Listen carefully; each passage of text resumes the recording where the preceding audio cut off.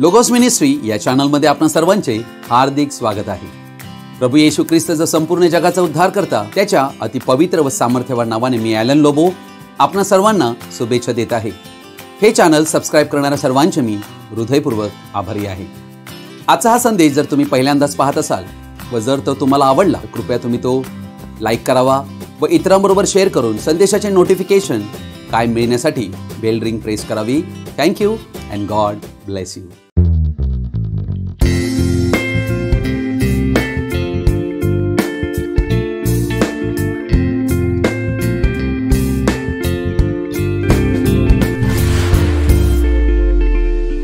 आज आपण एका महत्त्वाच्या विषयाकडे आपलं लक्ष लावणार आहोत आणि या विषयाला मी शीर्षक देऊ इच्छितो, दुसऱ्या पुनरुत्थानानंतर अनंत जीवन प्राप्त झालेली लोक। अर्थात हा विषय फार महत्त्वाचा विषय आहे व आमचा जो मागचा संदेश आहे त्याला जोडूनच हा संदेश आहे आणि म्हणून तुम्हा सर्वांना मी विनंती करीत आहे की हा संदेश तुम्ही सर्वजणांनी ध्यानपूर्वक व शेवटपर्यंत आवर्जून पाहावा। योहान सुवर्तमान याचा 5वा अध्याय 28 आणि 29 वचन मी आपणापुढे वाचत आहे। याविषयी आश्चर्य करू नका, कारण कबरेतील सर्व माणसे त्याची वाणी ऐकतील आणि ज्यांनी सत्कर्मे केली ते जीवनाच्या पुनरुत्थानासाठी व ज्यांनी दुष्कर्मे केली ते न्यायाच्या पुनरुत्थानासाठी बाहेर येतील अशी वेळ येत आहे। परमेश्वर या वाचल्या गेलेल्या वचनावर आपला आशीर्वाद पाठवो आणि या वचनाद्वारे आम्हा सर्वांनाही आशीर्वादित करो। अर्थात या ठिकाणी आम्हाला 2 पुनरुत्थान आढळत आहेत। पहिलं आहे जे जीवनाचं पुनरुत्थान आणि दुसरं जे आहे हे न्यायाचं पुनरुत्थान। जीवनाचे पुनरुत्थान त्यांच्यासाठी आहे जे ख्रिस्त येशूची मंडळी आहेत आणि ते स्वर्गरोहणात जाणार आहे। अर्थात जे ख्रिस्तामध्ये झोपी गेलेले ते प्रथम उठतील आणि जे जिवंत उरलेले हे दोन्हीही मिळून स्वर्गरोहणात जातील असा एक समूह तो जीवनाच्या पुनरुत्थानासाठी असेल। प्रकटीकरण 20 अध्याय 6वे वचन म्हणते, पहिल्या पुनरुत्थानात ज्याला भाग आहे तो धन्य व पवित्र आहे। अशा लोकांवर दुसऱ्या मरणाची सत्ता नाही, तर ते देवाचे व ख्रिस्ताचे याजक होतील आणि त्याच्याबरोबर 1000 वर्षे राज्य करतील। म्हणून पहिल्या पुनरुत्थानात जो सहभागी आहे तो धन्य आहे, पवित्र आहे, त्याच्यावर दुसऱ्या मरणाची सत्ता नाही व ते देवाचे व ख्रिस्ताचे याजक होतील आणि 1000 वर्ष ख्रिस्ताबरोबर राज्य करतील असं वचन शिकवित आहे। ख्रिस्त येशूची मंडळी ही केवळ तारण पावलेली नाही तर नवीन जन्म पावलेली आहे। अर्थात ती देवाची निवडलेली आहे ज्यांची नावे कोकऱ्याच्या अनंत जीवनी पुस्तकात आहेत। जेव्हा देवाच्या विचारात देवाने हे अगोदरच पाहिले, ख्रिस्त वधस्तंभावर खिळला जगाच्या स्थापने अगोदर। म्हणून ख्रिस्ताची वधू मंडळी ही लोगॉसचे गुणविशेष असून काल्वरीवर ख्रिस्तामध्ये वधस्तंभी दिली गेली। म्हणून आम्ही ख्रिस्ताची वधू देवाच्या अनंत जीवनाचे वारिसदार आहोत। आमच्या दिवसांची सुरुवात ही नाहीये, म्हणून कोकऱ्याच्या जीवनी पुस्तकांतून एकही नाव खोडलेच जाऊ शकत नाही। याला म्हणतात राईट प्रोटेक्टेड नेम्स, अर्थात इटर्नल सिक्युरिटी त्यांना आहे ज्यांची नावे यात लिहिलेली आहेत। नंतर हे पहिलं पुनरुत्थान झाल्यानंतर 3.5 वर्षाचा काळ आहे, महासंकटाचा काळ। तो काळ झाल्यानंतर हर्मगिदोनाची लढाई आहे आणि त्यानंतर संपूर्ण जगाचा विनाश होतो व एक नवीन ख्रिस्ताचं राज्य 1000 वर्षाचे या पृथ्वीवर चालू होते आणि त्याला म्हटलेलं आहे पुनरुत्पत्ती। हे 1000 वर्षाचं ख्रिस्ताचं पृथ्वीवरील राज्य स्वर्गरोहणात गेलेल्या व्यक्तींबरोबर असेल आणि इस्रायल मधील 1,44,000 यांच्या बरोबर हे राज्य असेल। अर्थात त्या 1000 वर्षामध्ये काय होईल याविषयी बायबलमध्ये अनेक भविष्यवाण्या देण्यात आलेल्या आहेत आणि 1000 वर्ष समाप्त झाल्यानंतर काय होईल प्रकटीकरण 20 अध्यायात याविषयी लिहिण्यात आलेलं आहे। प्रकटीकरण 20 अध्याय 7 ते 9 वचन मी आपणापुढे वाचत आहे। ती 1000 वर्षे संपल्यावर सैतानाला कैदेतून बंधमुक्त करण्यात येईल आणि तो पृथ्वीच्या 4 कोपऱ्यांतील गोग व मागोग राष्ट्रांस ठकवाव्यास व त्यांस लढाईसाठी एकत्र कराव्यास बाहेर येईल। त्यांची संख्या समुद्राच्या वाळू इतकी आहे। त्यांनी पृथ्वीच्या विस्तारावर फिरून पवित्र जनांची छावणी व प्रिय नगर वेढले। तेव्हा स्वर्गांतून अग्नी उतरला आणि त्याने त्यांस खाऊन टाकले। त्यांस ठकविणाऱ्या सैतानाला अग्नीच्या व गंधकाच्या सरोवरात टाकण्यात आले। त्यात ते श्वापद व तो खोटा संदेष्टा आहे, तेथे त्यास रात्रंदिवस युगानुयुग पीडा भोगावी लागेल। हे झाल्यानंतर 11व्या वचनापासून 15व्या वचनापर्यंत मी वाचत आहे.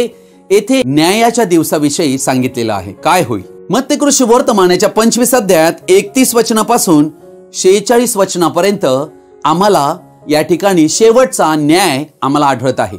हा पांढऱ्या सिंहासनावरून होणारा न्याय आहे. पांढऱ्या सिंहासनाचे न्यायासन हा अंतिम न्याय असेल. सैतान व त्याच्या दूतांचा नाश केल्यावर पांढऱ्या सिंहासनाच्या न्यायाला सुरुवात होईल.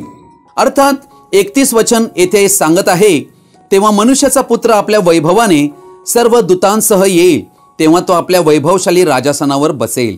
नंतर मोठे पांढरे राजासन व त्यावर बसलेला एक जण माझ्या दृष्टीस पडला.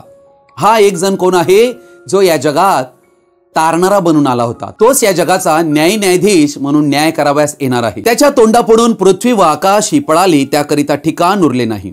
मग मृत झालेल्या लहान थोरांना मी राजासनापुढे उभे राहिलेले पाहिले. अर्थात मृत झालेले लोक या ठिकाणी उठणार आहेत आणि या पुनरुत्थानालाच दुसरे पुनरुत्थान म्हणतात. त्यावेळी पुस्तके उघडली गेली, तेव्हा दुसरे एक पुस्तक उघडले गेले, ते जीवनाचे होते. अर्थात या ठिकाणी अनेक पुस्तके उघडली आहेत आणि प्रत्येक व्यक्तींचं पुस्तक लिहिलेलं आहे. म्हणून येथे पुस्तके उघडली गेली असं अनेक वचन या ठिकाणी आम्हाला आढळते. यामध्ये पुस्तके उघडली गेली म्हणून जे सांगितले आहे, मनुष्यांच्या कृत्यांची पुस्तकं आहेत. ती चांगली असोत की वाईट असोत, त्यांचा हिशोब देव मनुष्याला विचारणार आहे. अर्थात प्रत्येक मनुष्याला एके दिवशी ख्रिस्तासमोर जाब विचारण्यात येईल. आणि दुसरे एक पुस्तक उघडले गेले, ते जीवनाचे होते. एक वचन आहे, जीवनाचे पुस्तक हे निर्देशित करीते की कोणाला अनंत जीवन मिळणार, ज्यांची नावे त्यात आहेत त्यांनाच.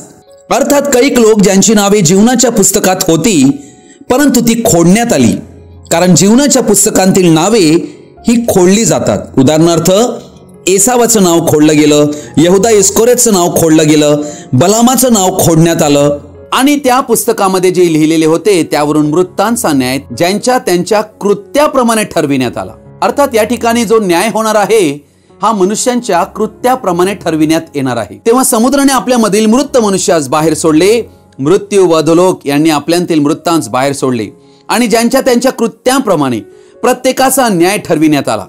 तेव्हा मरण व अधोलोक ही अग्नीच्या सरोवरात टाकली गेली. अग्नीचे सरोवर हे दुसरे मरण होय. ज्या कोणाचे नाव जीवनाच्या पुस्तकात लिहिलेले सापडले नाही, तो अग्नीच्या सरोवरात टाकला गेला. शेवटचा न्याय जो पांढऱ्या सिंहासनावरून होईल त्याचा वृत्तांत या ठिकाणी आढळतो. योहान शुभवर्तमान याचा 5वा अध्याय 24 वचन म्हणते, मी तुम्हाला खचित खचित सांगतो, जो माझी वचने ऐकतो आणि ज्याने मला पाठविले त्याच्यावर विश्वास ठेवतो, त्याला सार्वकालिक जीवन प्राप्त झाले आहे आणि त्याच्यावर न्यायाचा प्रसंग येणार नाही. तो मरणांतून जीवनात पार गेला आहे. या ठिकाणी आम्ही पाहत आहोत, प्रभू येशू ख्रिस्त म्हणतोय की जो माझी वचने ऐकतो आणि ज्याने मला पाठविले त्याच्यावर विश्वास ठेवतो, त्याला सार्वकालिक जीवन प्राप्त झाले आहे. अर्थात या ठिकाणी सार्वकालिक जीवन प्राप्त होण्यासाठी आम्हाला विश्वासाची गरज आहे आणि हे वचन आहे ख्रिस्त येशूच्या मंडळीसाठी, म्हणजे जी रॅप्चर मध्ये जाईल त्यांच्यासाठी लिहिलेलं हे वचन आहे. कारण ते मरणांतून जीवनात पार गेलेले आहेत आणि त्यांच्यावर पांढऱ्या सिंहासनाचा न्याय कधीही येणार नाही. अर्थात ख्रिस्ताच्या या वधूला अनंत जीवन ती या जगात असतानाच प्राप्त झालेला आहे. परंतु आम्हाला मत्तेकृ शुभवर्तमानाच्या 25 अध्यायामध्ये 32 ते 33 वचनामध्ये आम्हाला मेंढरे आणि शेरडे ही दिसत आहेत न्यायासनाच्या समोर. अर्थात आम्ही आता नुकताच वाचलेलं वचन योहान 5:24 मध्ये की ते न्यायांतून वाचले जातात, परंतु या ठिकाणी आम्हाला मेंढरे आढळत आहेत आणि ते न्यायामध्ये आलेले आहेत असे आम्हाला स्पष्टपणे दिसत आहे. आज मी त्याच विषयावर तुमच्याबरोबर बोलू इच्छित आहे. अर्थात ख्रिस्त येशू राजांचा राजा वैभवशाली राजासनवर बसून एक मेंढपाळ या नात्याने तो मेंढरी आणि शेरडे वेगळी करीत आहे. अर्थात हे चित्र आम्ही पाहत आहोत, हे येशू ख्रिस्ताचं 1000 वर्षाचं राज्य समाप्त झाल्यानंतर पांढऱ्या सिंहासनाचा जो न्याय येतो त्यावेळेचं हे चित्र आहे, जे अजूनही भविष्यामध्ये आहे. दुसऱ्या पुनरुत्थानानंतर हा पांढऱ्या सिंहासनावरचा न्याय आम्हाला आढळत आहे व या ठिकाणी आम्हाला काही मेंढरे आढळत आहेत, ज्याविषयी प्रभू येशू म्हणत आहे मत्ते 25:33 आणि 34 वचन, मेंढरास तो आपल्या उजवीकडे व शेरडांस डावीकडे ठेवील, तेव्हा राजा आपल्या उजवीकडच्यास म्हणेल, अहो माझ्या पित्याचे आशीर्वादित हो, या जे राज्य जगाच्या स्थापनेपासून तुम्हाकरिता सिद्ध केले आहे ते वतन करून घ्या. अर्थात ख्रिस्त येशूच्या न्यायात आलेली लोक आम्हाला आढळत आहेत, जी येथे अनंत जीवनात प्रवेश करणार आहेत व त्यांना पित्याचे आशीर्वादित जन हो असंही संबोधलेलं आहे व त्यांची निवड देखील जगाच्या स्थापने अगोदरच करण्यात आलेली आहे असं दिसत आहे. परंतु ही येशू ख्रिस्ताची मंडळी नाही आहे व येशू ख्रिस्ताचे बंधुजनही नाही आहेत. असते तर ते ख्रिस्ताबरोबर ते सोबतीचे वतनदार असते, वारिसदार असते. परंतु ते अनंत जीवनाशिवाय कसलेही वतनदार नाहीत. त्यांना राजासनावर बसण्याचा अधिकारही नाही. परंतु त्यांची नावे जीवनाच्या पुस्तकात आढळली व त्यांची नावे कधीही खोडली गेली नाहीत. म्हणूनच त्यांना अनंत जीवन अनुदान म्हणून बहाल केले जाते.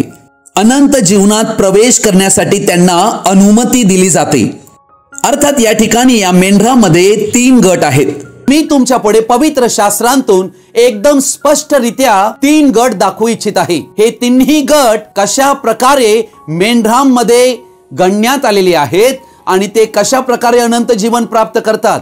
अर्थात या तिन्ही गटामध्ये जे लोक आम्हाला आढळत आहेत त्या सर्वांचा न्याय ज्यांच्या त्यांच्या कृत्याप्रमाणे ठरविण्यात आला असे वचन आम्हाला प्रकटीकरण 20 अध्याय यामध्ये 12वं वचन आम्हाला दिसत आहे. पहिला गट आहे मूर्ख कुमारिका. मागील 5 संदेश जे आपल्या लोगोस मिनिस्ट्री चॅनलवर अपलोड केलेले आहेत त्यामध्ये या विषयावर मी बोललेलो आहे. अर्थात मूर्ख कुमारिका ही कुमारिका असल्या कारणाने, शुद्ध असल्या कारणाने ते देवावर प्रेम करणारे, वचनाप्रमाणे चालण्याचा प्रयत्न करणारे, प्रभूच्या कामात मदत करणारे असे लोक होते आणि म्हणून ते केवळ त्यांना पवित्र आत्मा नसल्या कारणाने ख्रिस्ताची मंडळी ते ठरू शकले नाहीत. म्हणून आम्हाला प्रकटीकरण 7 अध्यायात 13 ते 17 वचनामध्ये त्यांना कोकऱ्याच्या रक्ताने धुतलेली शुभ्र वस्त्रे देण्यात आली असे आढळत आहे. प्रकटीकरण याचं पुस्तक याचा 7वा अध्याय आणि याचं वचन 13 पासून ते 17 पर्यंत मी वाचत आहे. तेव्हा वडील मंडळांपैकी एकाने मला म्हटले, शुभ्र जगे परिधान केलेले हे कोण आहेत व कुठून आले? मी त्याला म्हटले, प्रभू हे तुला ठाऊक आहे. तो मला म्हणाला, मोठ्या संकटांतून येतात ते हे आहेत. यांनी आपले जगे कोकऱ्याच्या रक्तात धुवून शुभ्र केले आहेत. यामुळे ते देवाच्या राजासनास समोर आहेत. ते अहोरात्र त्याच्या मंदिरात त्याची सेवा करीतात आणि राजासनावर बसलेला त्यांच्यावर आपला मंडप विस्तृत करील. ते यापुढे भुकेले असे होणार नाही व तहानेलेही होणार नाही. त्या सूर्य किंवा कोणतीही उष्णता बाधणार नाही, कारण राजासनापुढे मध्यभागी असलेला कोकरा त्यांचा मेंढपाळ होईल व तो त्यांना जीवनाच्या पाण्याच्या झऱ्याजवळ नेईल आणि देव त्यांच्या डोळ्यांचे सर्व अश्रू पुसून टाकील. अर्थात हे वचन मूर्ख कुमारिकेविषयी लिहिलेलं आहे आणि तिलाही शुभ्र झगे देण्यात आलेले आहेत आणि यामुळे तिला अनंत जीवन प्राप्त होते. दुसरा गट या ठिकाणी आम्हाला आढळतो आणि तो आहे प्रकटीकरण 6 अध्याय 9 ते 11 वचनात, जेथे आम्हाला 5व्या शिक्क्याखाली जे हुतात्मे झालेले आहेत हे इस्रायली लोक आहेत. प्रकटीकरणाचा 6वा अध्याय आणि याचं वचन 9 ते 11 मी वाचत आहे. त्याने 5वा शिक्का फोडला तेव्हा मी वेदीखाली आत्मे पाहिले. ते आत्मे देवाच्या वचनामुळे व त्यांनी जी साक्ष दिली होती तिच्यामुळे जीवे मारलेल्या लोकांचे होते. ते मोठ्याने ओरडून म्हणाले, हे स्वामी, तू पवित्र व सत्य आहेस. तू कोर्टपर्यंत न्याय निवाडा करणार नाहीस आणि पृथ्वीवर राहणाऱ्या लोकांपासून आमच्या रक्ताचा सूड घेणार नाहीस. तेव्हा त्या प्रत्येकास एक एक शुभ्र झगा देण्यात आला आणि त्यांस असे सांगण्यात आले की तुमच्या सोबतीचे दास व तुमचे बंधू तुम्हासारखे जीवे मारले जाणार, त्यांची संख्या पूर्ण होईपर्यंत तुम्ही आणखी थोडा वेळ विश्रांती घ्या. अर्थात 5व्या शिक्क्याखाली आम्हाला जे लोक आढळत आहेत हे अब्रामाच्या संतानांतील 12 वंशांचे लोक आहेत. हे हुतात्मे झालेले जीव आहेत. त्या प्रत्येकास एक एक शुभ्र झगा देण्यात आला असे आम्हाला या ठिकाणी आढळत आहे व ते अनंत जीवनाला दर्शवित आहे. अर्थात हा दुसरा गट आहे. दुसऱ्या पुनरुत्थानानंतर वाचणार आहेत तो हा गट आहे. यांच्याविषयी प्रभूची जर इच्छा असेल तर एक संदेश येणाऱ्या दिवसात लोगोस मिनिस्ट्री चॅनलवर तुम्ही पाहू शकाल. 1000 वर्षाचा काळ समाप्त झाल्यानंतर पांढऱ्या सिंहासनाचा जो न्याय असेल त्यावेळेला येशू ख्रिस्त तो आपल्या मंडळीसह त्या राजासनावर बसेल. आम्ही पाहतो प्रकटीकरण 3:21 की येशू ख्रिस्ताने आपले राजासन आपल्या वधूसाठी ठेवलेले आहे. म्हणून आम्हाला आढळते की येशू ख्रिस्त या संपूर्ण जगाचा न्याय करीत असताना येशू ख्रिस्ताची मंडळी नवरी जी स्वर्गरोहणात गेली होती ती त्याच्याबरोबर त्याच्या डावीकडे बसलेली असेल. पांढऱ्या सिंहासनाच्या न्यायासनी बसलेली ही निवडलेली ख्रिस्ताची मंडळी ही जीवनाच्या पुस्तकात ज्यांची नावं आहेत त्यांना अनंत जीवन बहाल करतील. करंथीकरास पहिले पत्राचा 6वा अध्याय 2 आणि 3 वचन मी वाचत आहे. किंवा पवित्र जन जगाचा न्यायनिवाडा करीत येईल हे तुम्हाला ठाऊक नाही काय? तुमच्याकडून जगाचा न्यायनिवाडा व्हायचा आहे तर तुम्ही अगदी क्षुल्लक बाबींचा न्याय कराव्यास अपात्र आहात काय? आपण देवदूतांचा न्यायनिवाडा करणार आहोत हे तुम्हाला ठाऊक आहे ना? तर मग व्यवहारिक गोष्टीविषयी सांगणे नकोच. अर्थात 2 आणि 3 वचनात येशू ख्रिस्ताची नवरी या जगाचा न्याय करील असं वचन दिलेलं आहे. प्रकटीकरणाचा 20 अध्याय 4 वचन म्हणते, नंतर मी राजासने पाहिली, त्यावर कोणी बसलेले होते, त्यांना न्याय निवाडा करण्याचा अधिकार दिला होता. अर्थात या ठिकाणी हा अधिकार ख्रिस्त येशूच्या वधूला प्राप्त होतो आणि ती या जगांतील सर्व लोकांचा न्याय करणार आहे. तिसरा गट आम्हाला या मेंढरामध्ये आढळत आहे आणि तो आहे मत्तय 25 अध्याय आणि याचं वचन 34 ते 40 आपण वाचणार आहोत.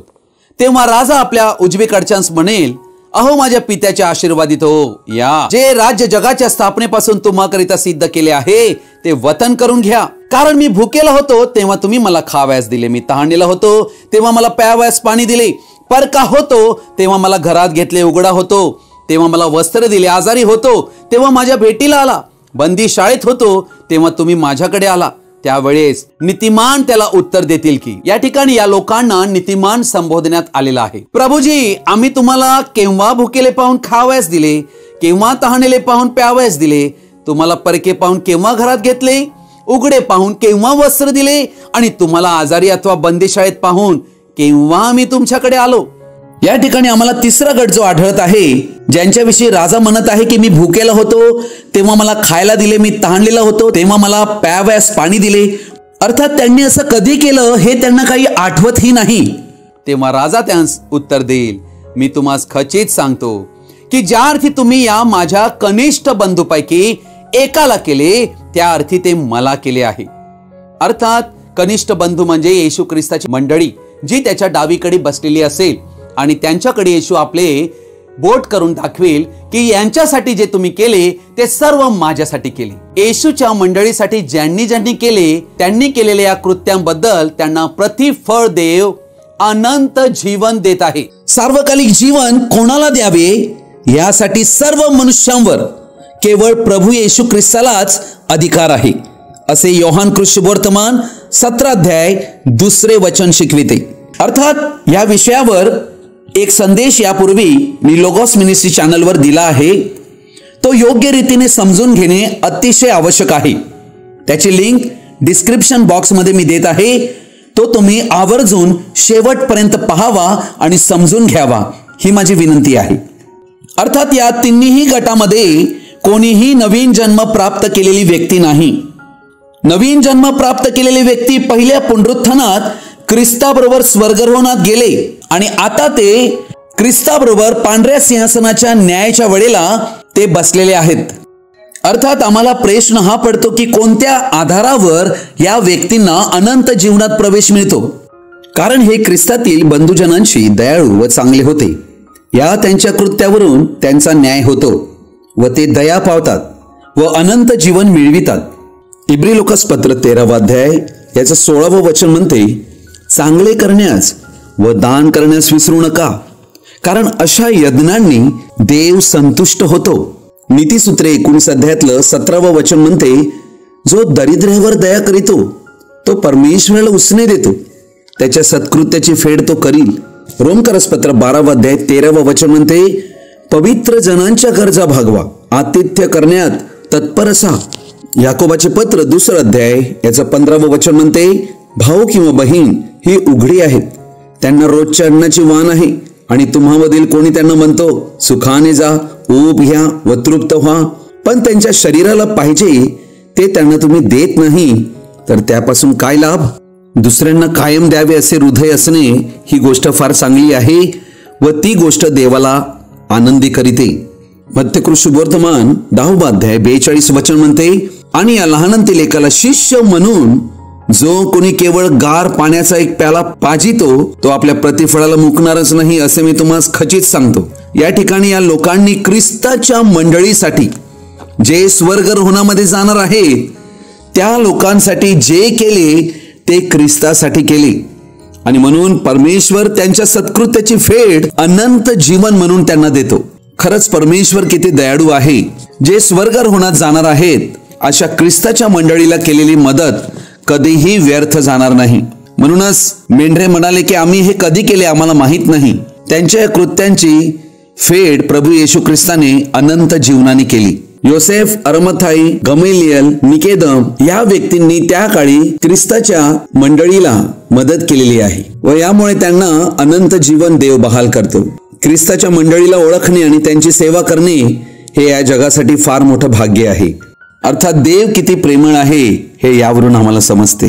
अर्थात या व्यक्तींनी प्रभू येशू ख्रिस्ताच्या मंडळीला सहाय्य केलेले आहे, त्यांना कायम मदत केलेली आहे, त्यांच्या संकटात त्यांचा समाचार घेतलेला आहे, त्यांना विरोध होत असताना त्यांच्या सहाय्यास ते धावलेले आहेत. म्हणूनच राजा म्हणतो, मी भुकेला होतो मला खाव्यास दिले, मी तहानलेला होतो मला प्याव्यास दिले, मी परका होतो मला घरात घेतले, उघडा होतो तेव्हा मला वस्त्र दिले, आजारी होतो तेव्हा माझ्या भेटीला आला, बंदी शाळेत होतो कैदेमध्ये तुरुंगात तेव्हा माझ्याकडे आला. कदाचित तुम्हाला वाटेल की कैदेत मी काय यावा, परंतु तुम्हाला भेटण्यास येणाऱ्या व्यक्तीला, तुम्हाला सहाय्य करणाऱ्या व्यक्तीला देवाला अनंत जीवन द्यायचं आहे. अर्थात कैक वेळेला ख्रिस्ती लोकांच्या जीवनात ही परिस्थिती येते. त्यांना वाटते मी का आजारी आहे, पण तुमच्या आजाराचं कारण दुसऱ्यांना अनंत जीवन देण्यासाठीही असू शकते. ह्या सर्वांची नावे जीवनाच्या पुस्तकात होती व राहिली, खोडली न गेल्यामुळे त्यांना अनंत जीवन बहाल करण्यात आले. निवडीविषयीची देवाची योजना कायम स्थिर राहते. अर्थात हा देवाचा स्वसंकल्प आहे. अर्थात असेही लोक आहेत ज्यांनी देवाच्या लोकांचा गैरफायदा घेतला. अर्थात आम्ही जे काही पेरले तेच उगवणार आहे. म्हणून प्रभूच्या लोकांसाठी केलेली गोष्ट कधीही व्यर्थ जाणार नाही. परंतु ज्यांनी ख्रिस्तांतील बंधुजनांना अयोग्य रीतीने हाताळले त्यांच्या कृत्यामुळे ते अग्नीच्या सरोवरात टाकण्यात येतील. ज्यांची नावे जीवनाच्या पुस्तकात नाहीत ते नरकाग्नीत संपूर्ण विनाशासाठी टाकण्यात येतील. ही सर्व क्रोधाची पात्रे आहेत. म्हणूनच दुष्ट देखील अरिष्टाच्या दिवसासाठी निर्माण केलेला आहे असं देवाचं वचन म्हणते, ज्यामध्ये नाश पावलेल्या जीवात्म्यांना नरकाच्या अग्नीत टाकण्यात येईल. दुष्टांवर दया केली जाणार नाही. त्यांना अग्नीचे सरोवर म्हणजे दुसरे मरण मिळते. त्यांच्या जीवात्म्याचा पूर्ण नाश होतो. अर्थात अस्तित्वच नष्ट केले जाते. कारण या न्यायानंतर अनंततेला सुरुवात होते, म्हणजेच 8वा दिवस जो आठवड्याचा पहिला दिवस आहे, अनंताला सुरुवात होते. हे देवाचे वचन आहे व ते आम्ही सरळपणे स्वीकारायला हवे. ही वास्तविकता आहे, यात काहीही वादविवाद नाही. देवाचे पवित्र वचन वाचा, सत्य जाणा, सत्यच तुम्हाला बंधमुक्त करील. म्हणून खोटे शिक्षण व भेसळयुक्त सांप्रदायिक शिक्षणांतून बाहेर या. प्रभू येशू ख्रिस्ताची कृपा, प्रेम, दया, आनंद आणि शांती आपणा सर्वांबरोबर तो येईपर्यंत कायम राहो. आमेन. आजचा हा संदेश आपण सर्वजणांनी ध्यानपूर्वक व शेवटपर्यंत पाहिल्याबद्दल आपणा सर्वांचा मी हृदयपूर्वक आभारी आहे. हा संदेश ऐकल्यानंतर नक्की तुम्हाला काय कळले तुम्ही कृपया कमेंट बॉक्समध्ये कळवू शकता किंवा आमच्याशी व्यक्तिगत संपर्क साधू शकता. Thank you and God bless you.